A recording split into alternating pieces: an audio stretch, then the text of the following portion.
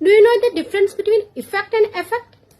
વેલ, આ બંનેનો અર્થ તો થાય છે અસર કરવી, પણ ઇફેક્ટ જે છે એ કાર્યને લગતી અસર માટે વપરાય છે અને એફેક્ટ જે છે એ વ્યક્તિને લગતી અસર માટે વપરાય છે. વધુ સમજીએ એક ઉદાહરણ દ્વારા. What was the effect of the new plan he adopted? તેણે અપનાવેલા નવા આયોજનની અસર શું થઈ છે?